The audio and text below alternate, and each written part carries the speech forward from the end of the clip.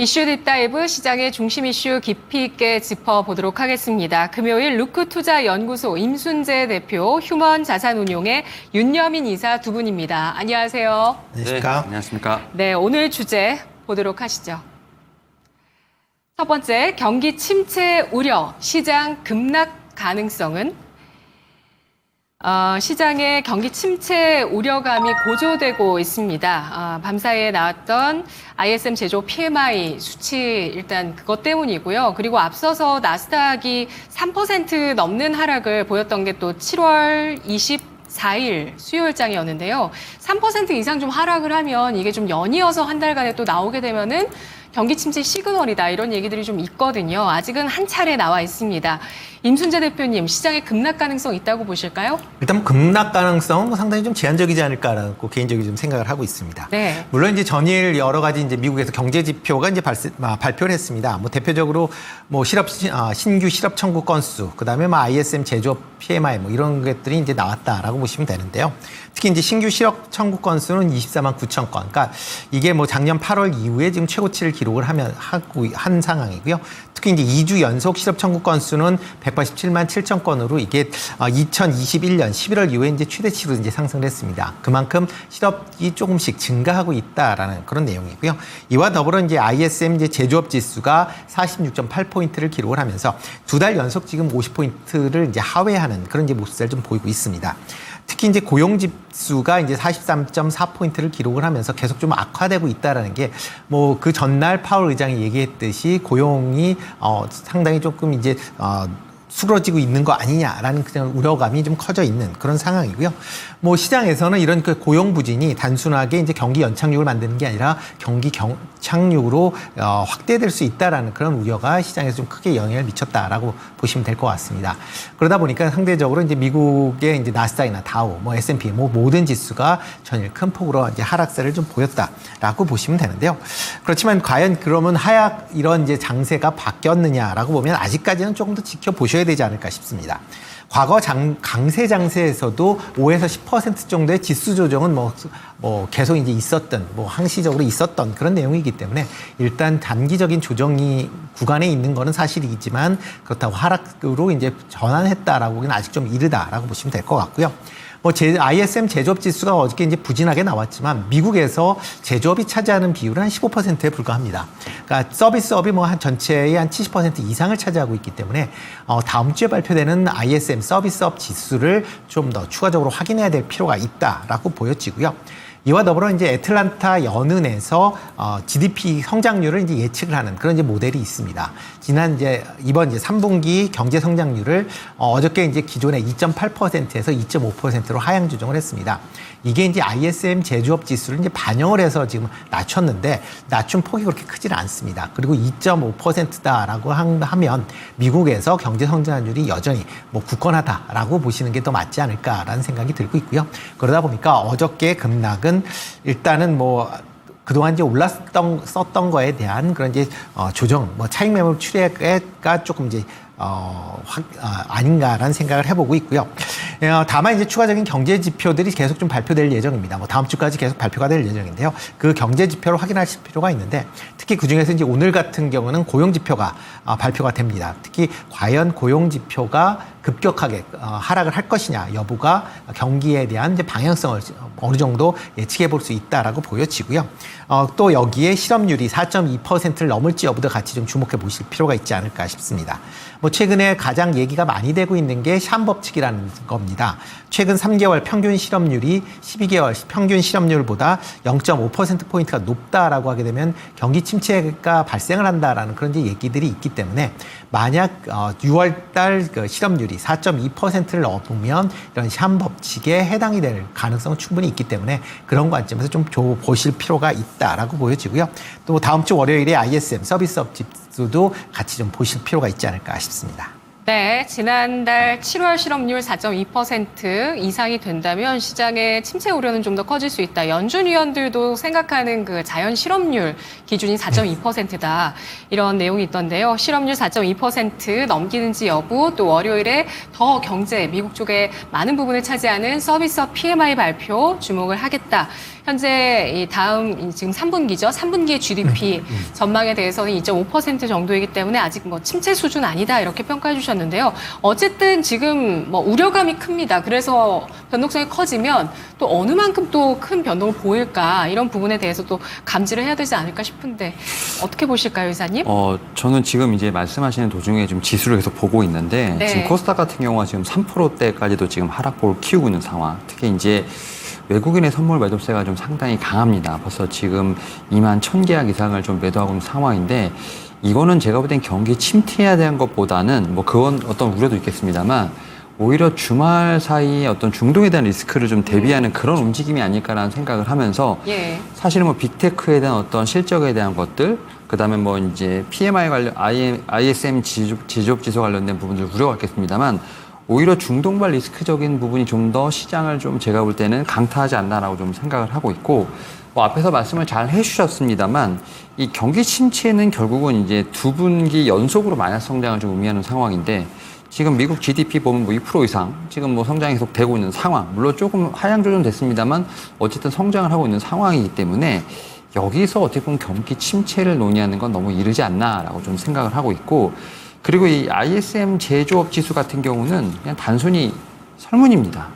그러니까 이 제조 구매 관리자한테 회사 잘 돌아갑니까? 뭐 물품 잘 구매됩니까? 아니면 뭐 사람 뽑을 겁니까? 이렇게 물어보는 상황인데 이거와 관련돼서 지표가 좋다 안 좋다를 어떻게 보면은 객관적으로 해석하는 건 좀 무리가 있지 않을까라는 생각은 합니다. 그리고 또 여기에 대해서 또 말씀하셨던 것처럼 미국이 제조업에 대한 나라도 아니고 결국 이제 서비스업의 나라, 그 수요의 나라이기 때문에 이와 관련돼서 제가 볼 때는 너무 시장 자체는 민감하게 반응하지 않나라고 좀 생각을 하고 있고 뭐 그러한 측면에서 저는 미국은 살짝 재채기를 했지만 지금 우리나라, 일본은 지금 병원을 가게 생긴 좀 그러한 느낌이라고 보시면 될 것 같습니다. 그런 측면에서 봤을 때 오히려 경기 침체보다는 좀 중동적 리스크가 좀 더 저변에 네. 깔려 있지 않나 생각을 하고 있고 다만 지금 투자 심리가 급속하게 얼어붙었기 때문에 시장 자체는 상당히 힘들게 갈 가능성은 상당히 높다. 여기에 더해서 지금 옵션에 대한 어떤 영향력도 좀 있는 상황이기 때문에 그런 부분도 좀 체크가 필요하지 않을까라는 생각을 하면서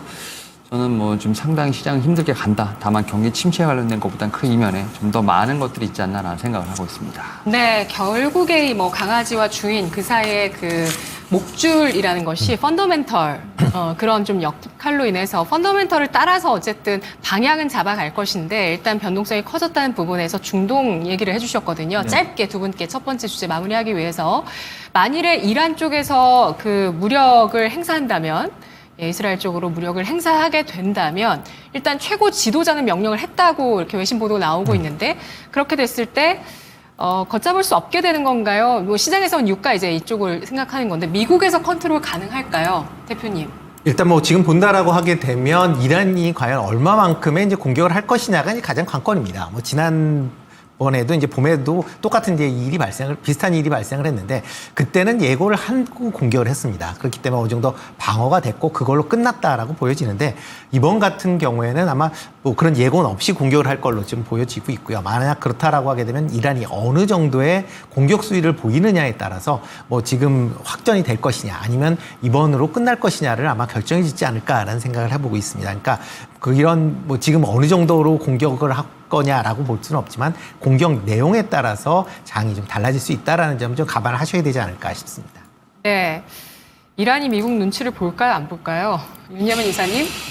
한 번 정도는 제가 볼 때는 좀 선을 넘어가지 않을까라는 생각을 합니다. 결국 예. 이제 지도자의 사망의 어떤 그런 트리거를 통해서 어쨌든 이런 얘기가 나오고 있고 말씀하셨던 것처럼 이전 공격에서는 어쨌든 예고를 했기 때문에 사상자가 없었다라고 보면 되는데 이번 같은 경우는 지도자의 사망으로 인해서 상당히 좀 민심이라든지 이란 내에서도 공격에 대한 의지가 상당히 강하기 때문에 결국은 이제 공격은 했다.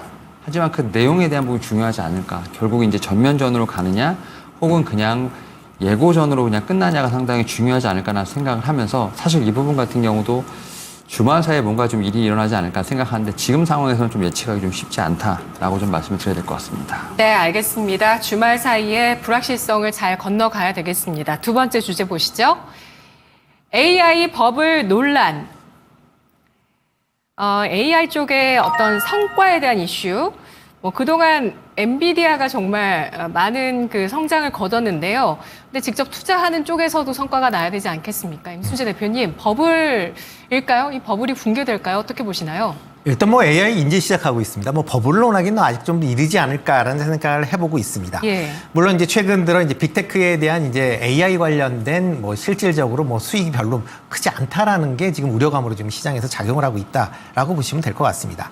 지금 뭐 지금 대부분의 지금 빅테크들이 이제 대규모로 AI 관련된 이제 투자를 하고 있는데요. 뭐 알파벳 같은 경우는 분기 한 130억 달러, 그다음에 지금 뭐 MS 같은 경우도 190억 달러, 그다음에 메타 같은 경우도 90억 달러 정도 지금 AI에 지금 투자를 하고 있는 그런 상황입니다. 그만큼 대규모 투자가 이루어지고 있는데요.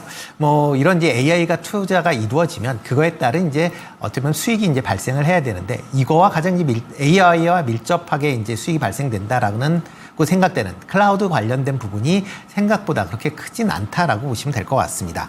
뭐 특히 이제 뭐 알파벳 같은 경우도 클라우드 매출이 이제 100억을 넘었지만 뭐 130억 달러를 투자를 했는데 100억 이제 됐다라는 그런 내용이고, MS 같은 경우도 클라우드 성장률이 뭐 시장 예상치를 지금 사회하는 그런 모습을 보이고 있습니다. 다만 메타 같은 경우만 AI를 통해서 광고 수익이 구글의 한 2배 정도를 달성을 하면서 계속 성장세가 이어지고 있다라는 그런 이제 내용이 나오고 있는데, 뭐 그만큼 이제 이런 이제 투자에 대비 수익이 나빠진다라고 하게 되면 빅테크 관련된 기업들도 뭐 지금은 투자는 하겠지만 향후 뭐 1년 정도는 뭐 1년 이후서부터는 그때도 이제 수익이 발생하지 않으면 과연 투자를 계속할 수 있겠느냐라는 그런 의구심이 나올 수밖에 없습니다.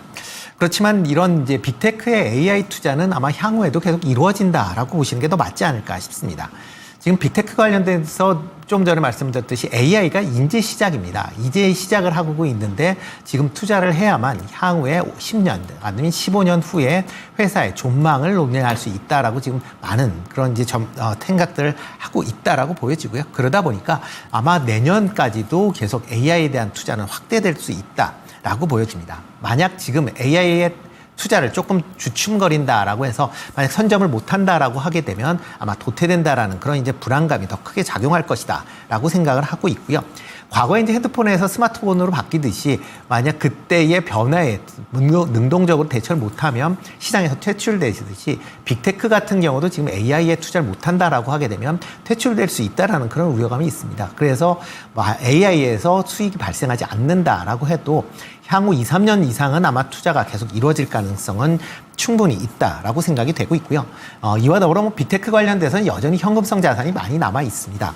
뭐 지금 뭐 주요 이제 빅테크 같은 경우 뭐 애플이나 알파벳이나 MS 같은 경우는 1,000억 달러 이상의 지금 현금성 자산을 갖고 있고요. 뭐 아마존이나 메타 같은 경우도 뭐 850억, 700억 이상의 지금 현금성 자산을 갖고 있기 때문에 이 정도의 투자 정도는 충분히 감당할 수 있는 그런 이제 업체들이다라고 보시면 될 것 같습니다. 특히 뭐 최근 들어 이제 자체 AI 칩에 대한 그런 이제 얘기들이 좀 많이 나오고 있는데, 이런 AI 칩은 뭐 지금 만들어진 게 아니라 과거서부터 계속 지금 개발이 지금 진행이 됐던 내용이기 때문에 뭐 새롭게 더 뭐 다른 내용은 없다라고 보여지고요. 다만 이제 자체 AI 칩을 만든다라고 해도 엔비디아 칩을 전부 대체를 할 수는 없다라고 보시는 게 맞습니다. 그러니까 기본적으로 엔비디아의 지금 AI 칩이 자체 칩보다 성능이 월등하게 지금 좋게 지금 나오고 있는 상황이다라고 보면 향후 2, 3년 동안은 엔비디아의 이런 독점적인 지위는 좀 더 이어질 가능성은 있고요. 이런 빅테크의 자체 칩은 엔비디아를 메인으로 두고 그다음에 추가적으로 이제 자체 칩이 이제 병영 운영될 가능성은 있다라고 보여집니다. 특히 시장 전체적으로 AI 시장이 커진다라는 관점에서 본다라고 하게 되면 이런 뭐 엔비디아의 이런 시장 점유율은 감소할지 모르겠지만 매출 성장세는 계속 이어질 수 있기 때문에 AI 버블을 논하기에는 지금 너무 이른 시점 아닌가라는 생각을 해보고 있습니다.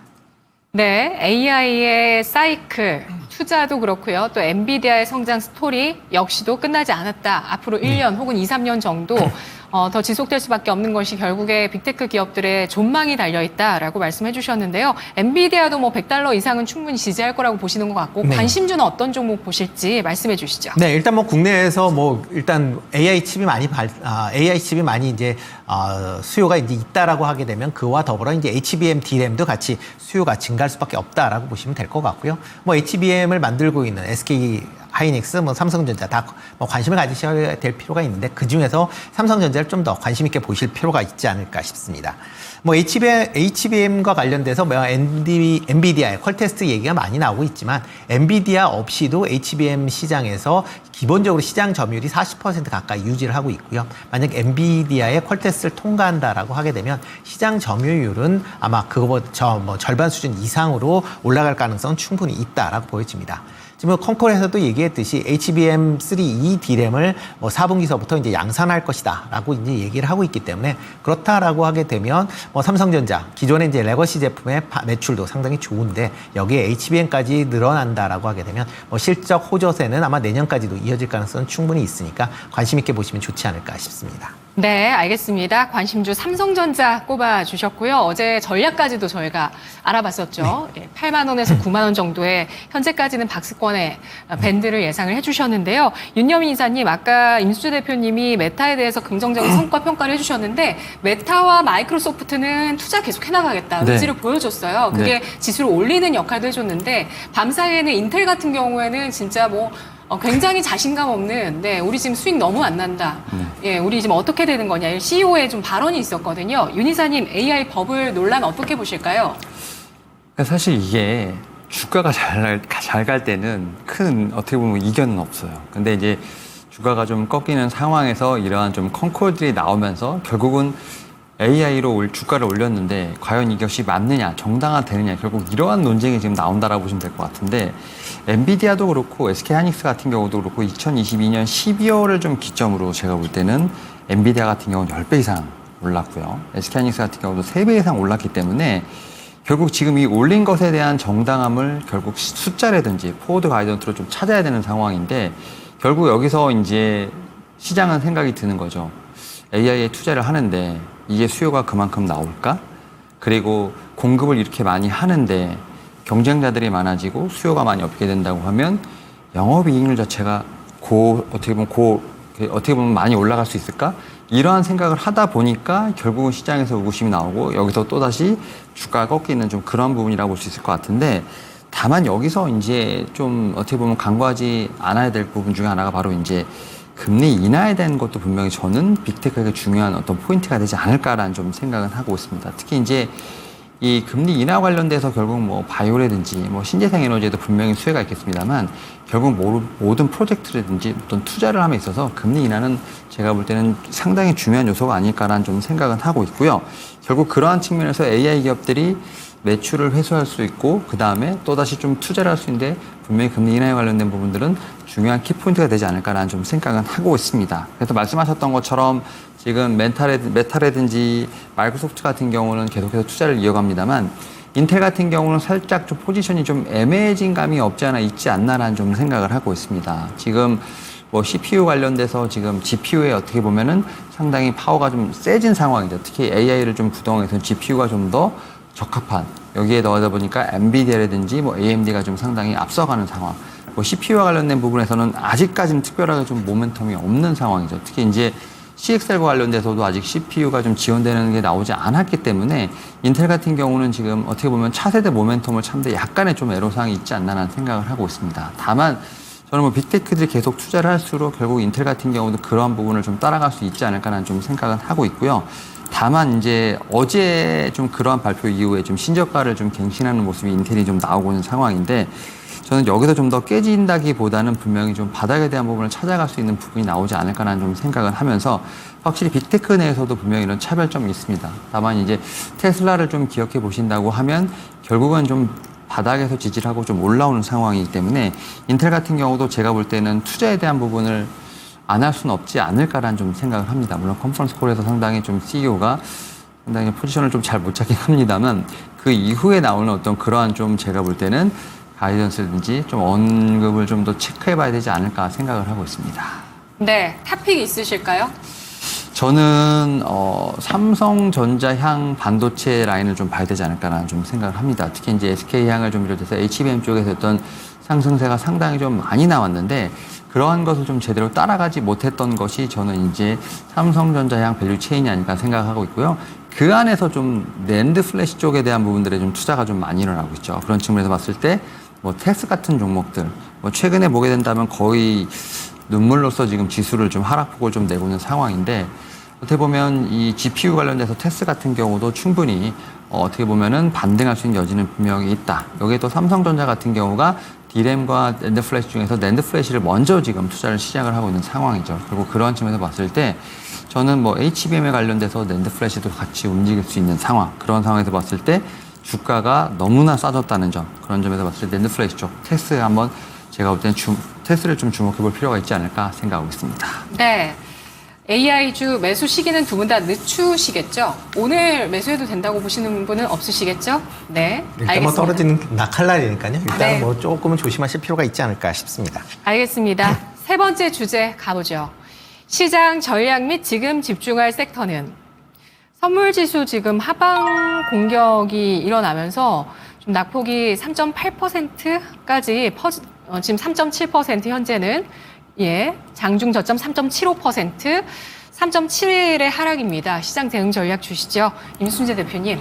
네, 뭐 일단 뭐 오늘 같은 경우에 떨어지는 칼날이다 이제 표현을 많이 해드렸는데 이제 지금 어떻게 보면 이제 투매 성격을 좀 띠고 있다라고 보시면 될 것 같습니다. 뭐 오늘 첫 번째 투매일은 원래는 매도를 하라라고 얘기는 하고 있지만 원체 낙폭이 크기 때문에 막 개인 투자자들이 매도는 조금 어려울 가능성은 좀 있다라고 보여지고요. 다만 이제 지금 오늘 이제 하락을 하는 게 뭐 전반적으로 이제 투자 심리가 그냥 단순히 대외 변수로 인해서 위축이 됐다라고 보시면 되는데 이 부분이 아직 좀 불확실성이 좀 큰 그런 상황입니다. 뭐 이란 이스라엘 관련된 부분도 여전히 어떻게 이제 진행이 될지 좀 오리무중인 그런 상황이고요. 미국의 경기 침체 우려가 나오고 있지만 경기 침체까지는 상당한 또 시간이 걸릴 가능성도 있습니다. 다만 이제 엔캐리 자금에 대한 뭐 그런 청산에 대한 부분도 지금 뭐 부각이 될 수 있는 그런 상황이기 때문에 그런 점은 조금 조심할 필요는 있다라고 보여지고요. 그렇다라고 하게 되면 오늘 같은 경우에 좀 보수적인 접근을 하시는 게 아직 좀 맞지 않을까 싶습니다. 뭐 가능하면 매수하시려고 하시는 분들 같은 경우는 일단 이번 주말을 넘겨서 다음 주를 보시는 게 좀 더 낫지 않을까라고 생각이 되고 있고요. 뭐 지금 상황에서는 현금 비중을 다소 조금 높여서 기다리시는 게 아마 투자하는 데는 좀 유리하지 않을까라는 생각을 해보고 있습니다. 다만 이제 오늘같이 이제 낙폭이 커진다라고 하게 되면 뭐 단기 트레이닝 관점에서 보면 가능성은 좀 있습니다. 특히 최근에 이제 낙폭들이 오늘 낙폭이 컸던 그런 최근에 이제 주도주였다가 낙폭이 커지는 그런 종목 중심으로 뭐 단기 트레이딩 가능성 충분히 있다라고 생각이 되고요. 여기에 이제 지정학적 리스크를 감안한다라고 하게 되면 뭐 오늘도 방산주가 좀 약세를 보이고 있는데 방산주 같은 경우에는 뭐 단기적인 트레이딩에는 한 번 정도 나올 수 있지 않을까라는 생각을 해보고 있습니다. 네, 방산주 가운데 탑픽 있으실까요? 네, 그 중에서는 뭐 LIG 넥스원 조금 관심 있게 보시면 좋을 것 같은데요. 뭐 중동의 지정학적 리스크가 다시 부각이 된다라고 하게 되면 뭐 천궁2와 같은 그런 이제 방어형 미사일 체계에 대한 수요가 다시 좀 증가할 가능성에 대한 그런 기대가 좀 나올 가능성 충분히 있으니까 관심 있게 좀 보시면 어떨까 싶습니다. 네, 윤여민 이사님 진짜 지수 흐름 보면 어제 오늘 흐름 보면 정말 많은 분들이 지금 오늘 낙담하시거나 좀 심리가 많이 악화되셨을 것 같아요. 어떻게 이런 장에서는 대응을 해야 될까요? 사실 이제 코스피 지수를 좀 말씀을 드리면 지금 7월 11일 날 한 3,000포인트는 못 넘어갔습니다. 한 2,890선에서 어떻게 보면 연고점을 찍고 거의 지금 상당히 깊은 조정이 좀 나오고 있는 상황인데 그 과정에서 저는 이제 우리나라 자체적으로 봤을 때는 크게 좀 어떤 모멘텀 자체의 훼손은 없었다라고 생각이 듭니다. 일단 뭐 연준의 금리 인하 방향, 뭐 시기의 문제긴 합니다만 어쨌든 금리 인하에 대한 시기는 돌아가고 있다라고 생각을 하고 있고 특히 여기에 대해서 우리나라의 어떤 투톱이라 할 수 있는 삼성전자, SK하이닉스 같은 경우는 실적이 상당히 잘 나왔다 볼 수 있을 것 같습니다. 여기에 지금 조정으로 인해서 종목들의 밸류에이션이 상당히 높아진 상황이기 때문에 그와 관련해서 저는 모멘텀은 충분히 있지 않을까 생각합니다. 다만 지금 예상할 수 없는 리스크들이 상당히 좀 많이 존재하죠. 특히 이제 지정학적 리스크 좀 주말을 좀 체크해봐야 되지 않을까 생각을 하고 있고 여기에 대해서 8월 19일부터 20일까지 미국 민주당 전당대회, 뭐 22일부터 24일까지는 잭슨홀, 또 이제 엔비디아 실적까지는 8월에 좀 대형 이벤트가 많이 몰려있는 상황이기 때문에 변동성 자체는 분명히 존재하지 않나 생각합니다. 결국 상방에 대한 부분을 보겠습니다만 그런 변동성을 거치면서 가야 되지 않을까 생각하고 있고요. 그런 측면에서 좀 봤을 때 섹터를 좀 집중할 필요가 있다고 생각이 듭니다. 뭐 이익이 모멘텀이 좀 확실하게 숫자가 찍히는 뭐 제약바이오라든지 뭐 조선, 방산, 화장품에 대한 부분들 혹은 뭐 밸류 프로그램과 관련돼서 좀 저변동성 있는 금융 섹터에 대한 제가 볼 때는 포트폴리오에 어떻게 보면 좀 재편이 좀 필요하지 않나라는 생각을 하고 있습니다. 네, 엔비디아 실적만 한번 체크할게요. 저는 15일로 알고 있는데 혹시 임 대표님 일정 어떻게 보고 계시는지. 예. 예, 지금 윤여민 이사님 28일로 나와 있어서 예, 요거 잠깐 체크를 해보고요. 관심주 꼽아주시죠. 저는 지금 화장품, 미용 의료기기 섹터 중에서 저는 파마 리서치를 좀 관심주로 좀 말씀드려볼 수 있을 것 같습니다. 오늘도 네. 지금 이제 목표가 상향 리포트가 좀 나오긴 했습니다만 지금 이제 스킨 부스터 관련된 부분들, 여기에 더해서 리쥬랑 관련된 부분들이 상당히 주목을 받고 있다라고 좀 말씀드릴 수 있을 것 같고요. 특히 이제 미국에서 리쥬나 의료기기에 대한 허가를 받기 위해 절차가 좀 진행 중인 상황이라 볼 수 있을 것 같습니다. 미국 그래서 진출인 거죠? 네, 그렇죠. 예. 결국 키워드는 미국이라고 좀 말씀드릴 수 있을 것 같고 네. 올해 실적을 보게 된다고 하면 매출 같은 경우 30%, 영업이익도 30% 증가하면서 제가 어떤 실적적인 측면, 여기 미국에 대한 키워드 한번 좀 체크해볼 필요가 있지 않을까 생각하고 있습니다.